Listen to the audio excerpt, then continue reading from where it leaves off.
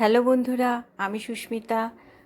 আমার গরমের বাগানে কি ফুল ফুটছে আর এই সময় আমার বাগান কেমন আছে আর আমার গাছেদের আমি এখন কি পরিচর্যা করছি যার ফলে এত সুন্দর সুন্দর ফুল পাচ্ছি, সেই নিয়েই আজকের ভিডিও। আপনাদের সকলকেই আমার চ্যানেল গার্ডেনিং উইথ সুস্মিতাতে আমন্ত্রণ জানাচ্ছি। আমার এই করবী গাছের ফুলটা কিন্তু এই সময় প্রচুর পরিমাণে হচ্ছে। আর ফেব্রুয়ারি মাসের গোড়াতেই আমি অল্প করে কিছু ডাল প্রুনিং করে দিয়েছিলাম। তারপরে গাছেতে আমি খোল পচা জল দিয়েছি সপ্তাহে একদিন, আর পরবর্তী সপ্তাহে দিয়েছি কলার খোসা ভেজানো জল, তারপরের সপ্তাহে দিয়েছি পেঁয়াজের খোসা ভেজানো জল। এইভাবে অল্টারনেট করে এইভাবে এই ঘরোয়া বা জৈব সার প্রয়োগ করার ফলে গাছে কিন্তু খুব ফুল এসেছে। আর এটা দেখছেন আমার দেশি ভ্যারাইটির অ্যাডেনিয়াম গাছ। এই গাছেতেও একই পরিচর্যা করেছি এবং সুন্দর ফুল এসেছে। এই গাছটা দেখছেন, এটা হচ্ছে নীল টগরের গাছ। এই গাছটা আগের বছর লাগিয়েছিলাম, অল্প ফুল হয়েছিল, কিন্তু এবছর আমার এই সব ঘরোয়া পরিচর্যার ফলে দেখছি গাছের বৃদ্ধিও খুব সুন্দর হয়েছে এবং অনেক অনেক ফুল এসেছে। ফুলগুলো দেখুন, সাইজটাও ভালো হয়েছে আর রঙটাও বেশ সুন্দর ডিপ কালার হয়েছে। এইভাবে ঘরোয়া পরিচর্যার ফলে কিন্তু গাছের সুন্দর বৃদ্ধি ঘটানো যায়।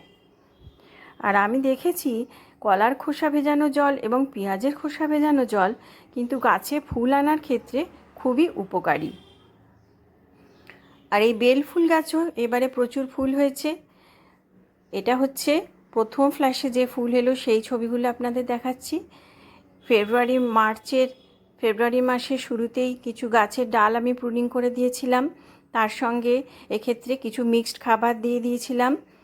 আর ঘরোয়া পরিচর্যা তো করেই যাচ্ছিলাম, পেঁয়াজের খোসা, কলার খোসা এবং খোল পচানো জল তো দিয়েই গেছি। আর দেখেছি প্রচুর ফুল এসেছে, গাছ কুড়িতে ভরে গেছিল, অনেক ফুল হয়েছিল। আর এই সব ফুল যখন শেষ হয়ে গেল এপ্রিলের মাঝামাঝি, তখন আমি গাছের ডালের কিন্তু আবার প্রুনিং করে দিলাম। অল্প অল্প করে যে জায়গাগুলো ফুল হয়েছে সেই সব গোড়াগুলোকে ছেটে দিয়েছিলাম। আর ছেটে দেওয়ার পর এইভাবে গাছের ডালগুলো ছেটে দিয়ে আর সেখানে হলুদ একটু গুলে লাগিয়ে দিয়েছিলাম যাতে ফাঙ্গাস ইনফেকশন না হয়। তারপরে কিছুদিন বাদেই দেখুন আবার কুড়ি এসছে এবং গাছে আবার আমি ফুল পাবো। আর এই রকম ফুল তার 15 দিন বাদে গাছে আবার ফুটতে শুরু করেছে।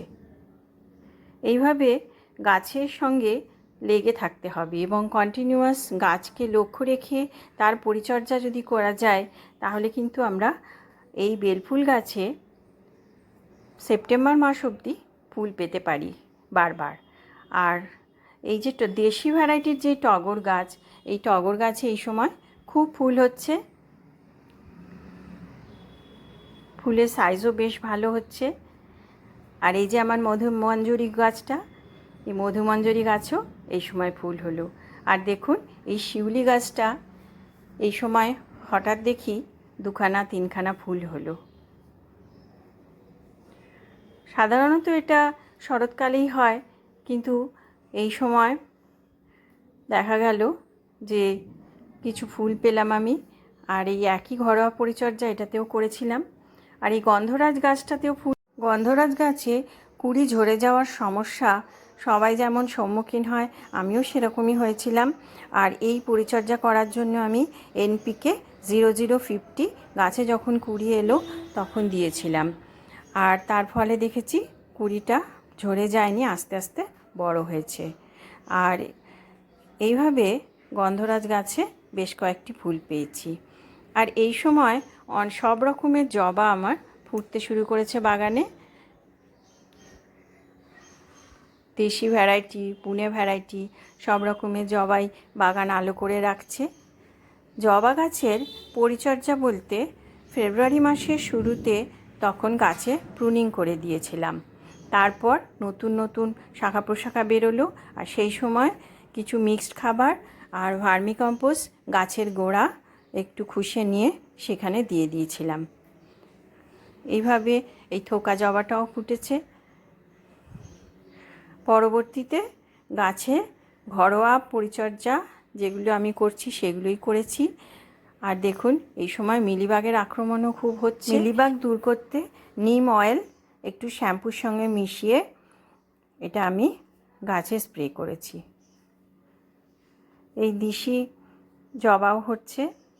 আর দেখুন আমার বেল গাছটা, বেলপাতা গাছ, কি সুন্দর কচি কচি পাতা এসেছিল।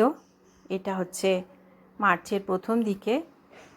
তারপর আস্তে আস্তে পাতাগুলো সব বড় হয়ে গাছটা এখন এইরকম সুন্দর রূপ নিয়েছে। সুন্দর সবুজ রঙে পাতায় ভরে গেছে গাছ। আর নয়নতারাও এই সময় হচ্ছে, দুটো কালারের নয়নতারা আছে। আর এই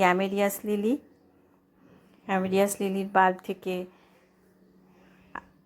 আর এইটা হচ্ছে ফুটবল লিলির বাল্বগুলো থেকে এখন মুখ বেরোচ্ছে, আর কিছুদিন বাদেই ফুল পাবো।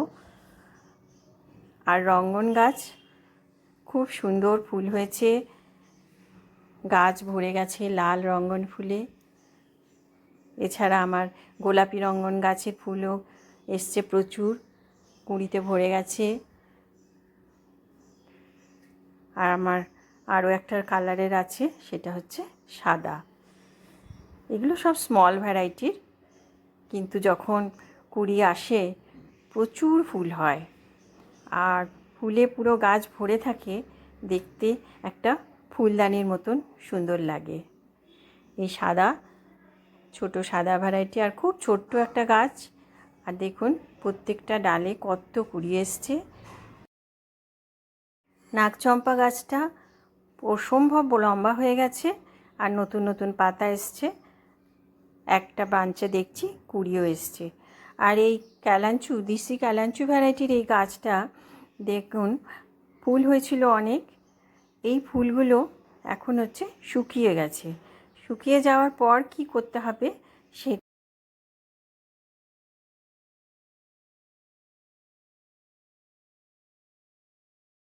সেটাই দেখাচ্ছি। এইভাবে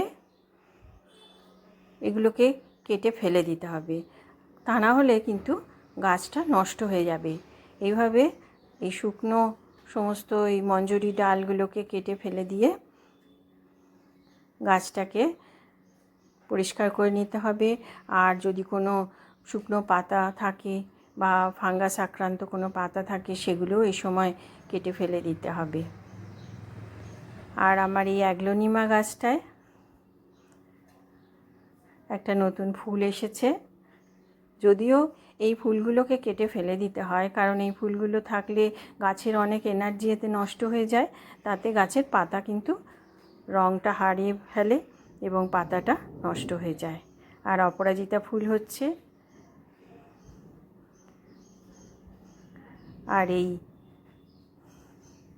সবার পরিচিত, সবার প্রিয় এই মস রোজ এই সময় গরমের বাগানকে আমাদের আলো করে রাখে। এটা আমার আগের বছরের গাছ, এই একটা কালারই রয়েছে দেখছি। এবার আবার অনেক নতুন কালার নার্সারি থেকে নিয়ে আসব। গরমের বাগান এদের ছাড়া অসম্পূর্ণ, আর বিভিন্ন কালারের ফুল ফুটে থাকলে খুবই সুন্দর লাগে। আচ্ছা বন্ধুরা, এইভাবে বাগানের পরিচর্যা করে আমাদের বাগানকে আরও সুন্দর করে তুলতে হবে। আর আপনারা আমার পাশে থেকে আমার চ্যানেলটি সাবস্ক্রাইব করবেন। আচ্ছা বন্ধুরা, আজকের ভিডিও এখানেই শেষ করছি। নমস্কার।